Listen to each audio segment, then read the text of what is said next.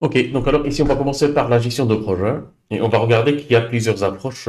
On va voir un peu les pour et les contre et le choix de telle ou telle approche dépend de la nature du projet, donc la taille du projet et le secteur dans lequel cette application, bien ce projet doit être exécuté. Donc alors on va ici regarder, ici vous voyez avec moi qu'il y a ce qu'on appelle le lean management, donc il pourrait être soit alors de l'extreme programming dans le cadre de pratiques d'ingénierie logicielle, donc soit du Scrum donc dans le cadre d'un framework de développement logiciel, ou bien Kanban. Kanban qui est un système de gestion de flux de production.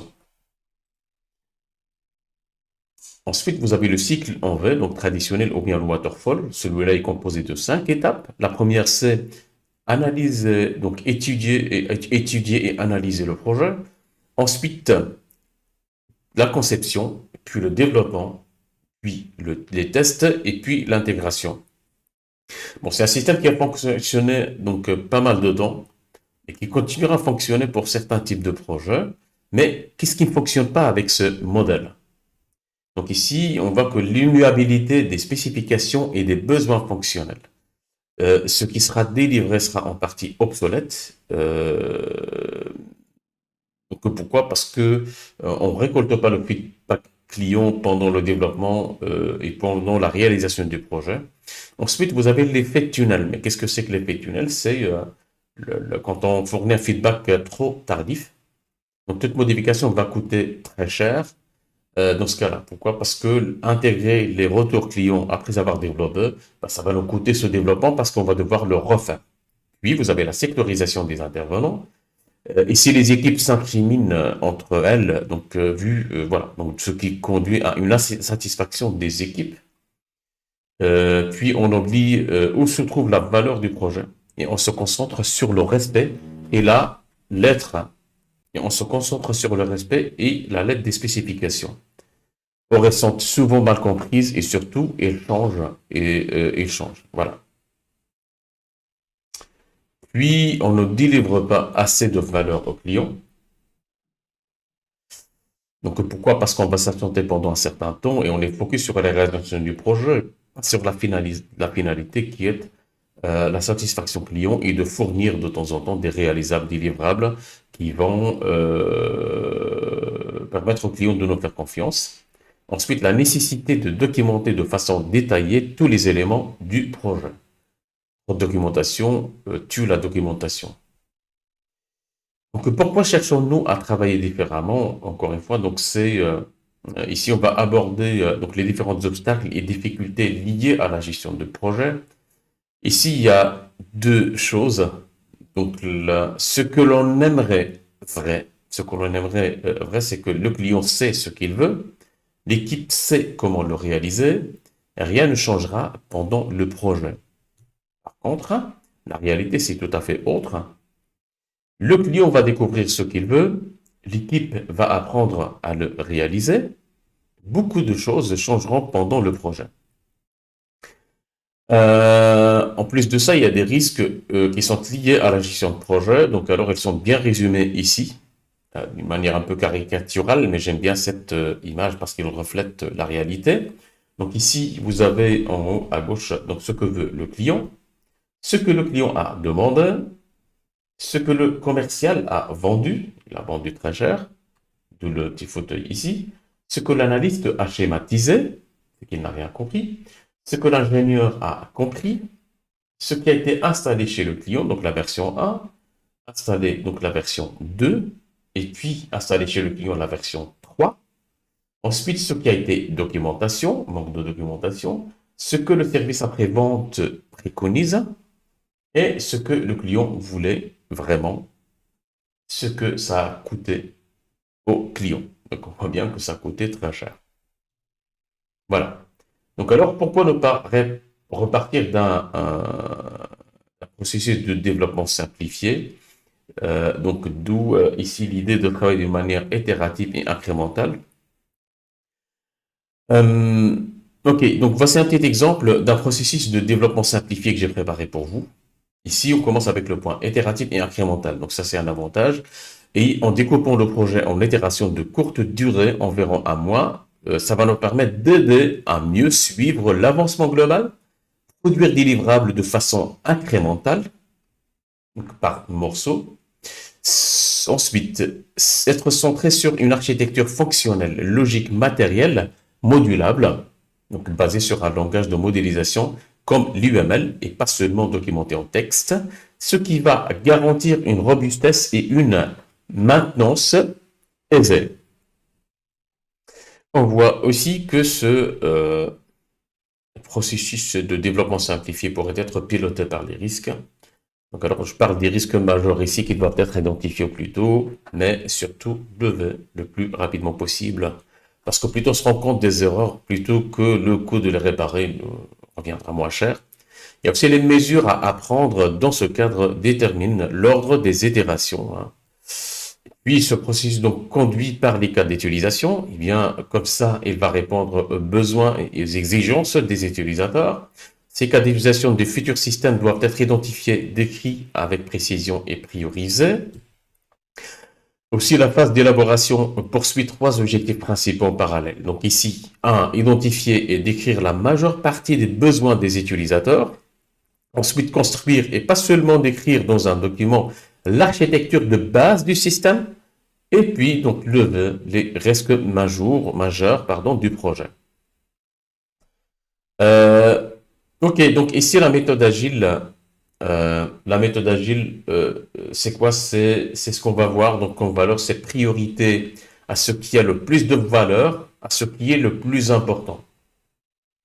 Ensuite, démarche itérative, incrémentale et adaptative. Donc, ce sont des interactions et de la documentation. C'est un outillage compact et rapidement assimilable.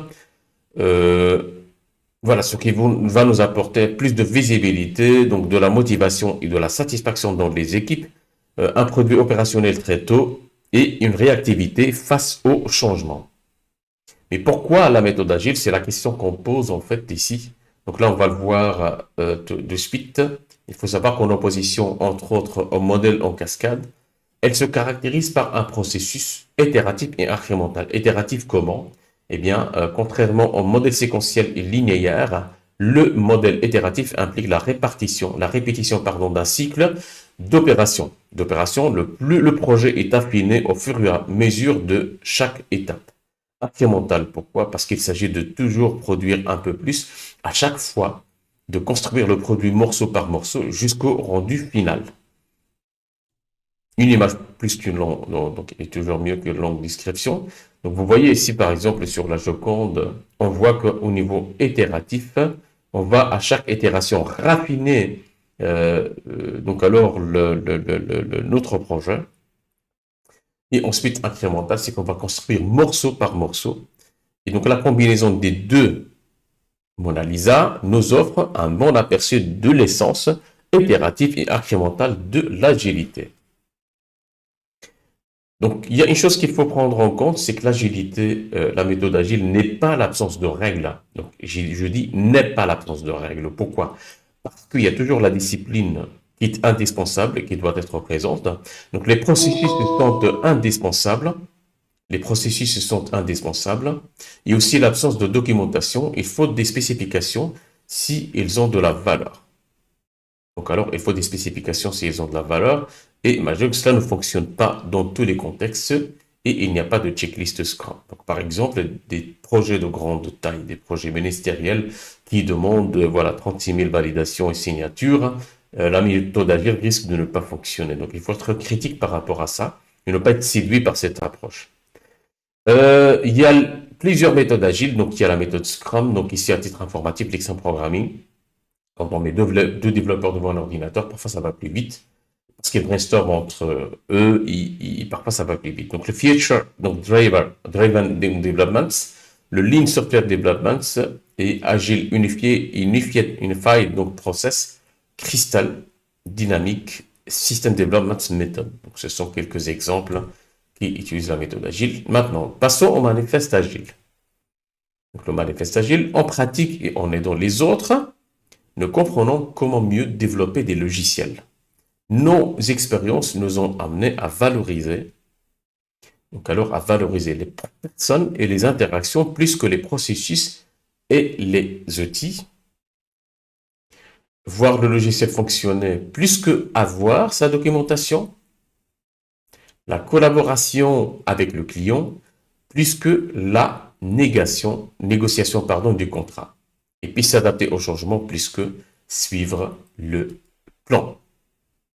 Donc ces éléments ont de la valeur, mais nous pouvons faire mieux. Donc pourquoi? Parce qu'en fait ici, comme vous voyez avec moi, l'auto-organisation des équipes est encore plus que les personnes et les interactions. Vous avez ensuite donc s'assurer de la valeur sociale est plus important que voir le logiciel fonctionner, de ne pas se tromper de l'objectif final. Ensuite, l'impact sur le vivant, encore plus que la collaboration avec le client, et devenir le changement, encore plus que s'adapter au changement. Ici, on va voir que la méthode agile est fondée sur 12 principes. Je vais les énumérer vite fait ici. Donc, une satisfaction du client prioritaire, permettre le changement à tout moment du projet, donc c'est important. Des livraisons régulières de versions opérationnelles du projet, une coopération constante avec le client et l'équipe du projet, s'entourer de personnes motivées pour la réalisation du travail et ensuite privilégier un dialogue en face à face et puis mesurer l'avancement du projet étape par étape. Le projet doit avancer à un rythme soutenable et constant. Porter une attention continue à l'excellence technique et à la conception renforce l'agilité, bien évidemment. Donc, faire simple, get simple and stupid. Donc, minimiser la quantité de travail inutile et essentielle. Être critique par rapport au travail, tout simplement. Donc, donner des responsabilités aux équipes. Adapter à intervalles réguliers son comportement pour devenir plus efficace. Passons maintenant à la méthode Scrum. Donc, le principe est de pouvoir modifier la direction prise par le projet au fur et à mesure de son avancement. Toujours avoir cette flexibilité de pouvoir changer de direction parce qu'il y a soit alors des change requests qui viennent, donc soit alors des circonstances externes comme avec le diagramme de Pastel, environnementaux, politiques. Donc là, il faut être à l'écoute, je dirais du marché, mais de son entourage. Donc c'est exactement ce qui se passe lors d'un match de rugby, hein, donc lors d'une mêlée. Donc d'où le terme Scrum en anglais, la méthode Scrum. La méthode Scrum s'appuie sur des sprints qui sont des espaces de temps assez courts, pouvant aller de quelques heures jusqu'à un mois. Et le client ici est étroitement impliqué grâce à la livraison régulière de prototypes opérationnels permettant de valider donc les développements. Donc on applique le client, soit alors le client est averti, et donc alors on l'applique directement, soit il est secondé par ce qu'on appelle un product owner, hein, donc qui va donc alors le représenter au sein de l'équipe. Il va défendre les intérêts du client, bien évidemment. Voici un petit schéma ici qui va vous montrer comment donc alors la méthode Scrum fonctionne. Donc ici, vous voyez avec moi, au début de chaque sprint, l'équipe Scrum se réunit pour une session de planification du sprint où il choisit les éléments à inclure dans le sprint. Ensuite, l'équipe utilise le Product Backlog pour suivre les fonctionnalités qu'elle va créer pour l'ensemble du projet. Moi, ce que je fais en fait ici, c'est qu'en fait, il y a dans l'approche Kanban une colonne Product Backlog, ensuite une colonne To Do.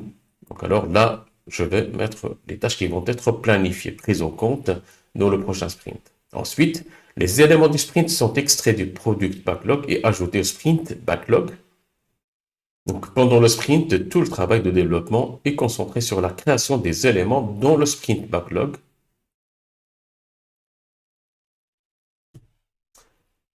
Ensuite, la toute dernière chose que l'équipe fait dans le sprint est de se réunir et de tenir, une rétrospective du sprint où il parle de ce qui s'est passé pendant le sprint afin de pouvoir reproduire donc les choses qui se sont bien passées et apprendre de tout problème, tout ce qui ne s'est pas passé, et avoir un échange de compétences. Et chaque projet Scrum est organisé en itération temporelle appelée sprint. De nombreuses équipes utilisent des sprints de 30 jours, mais il est assez courant de voir des sprints de 2 semaines aussi. Chaque jour, l'équipe organise une mêlée quotidienne, donc un Scrum, une mêlée quotidienne, une courte réunion de 15 minutes où chaque personne fait le point sur ses progrès, sur quoi elle travaillera. Ensuite, et sur les roadblocks qu'il a rencontrés, donc les blocages qu'il a rencontrés. Et lorsque le sprint a terminé, donc l'équipe organise une réunion appelée Sprint Review, où où ils rencontrent bien évidemment les utilisateurs, bien le client en général, et font une démonstration du logiciel qu'ils ont créé. Voilà. Merci pour votre attention.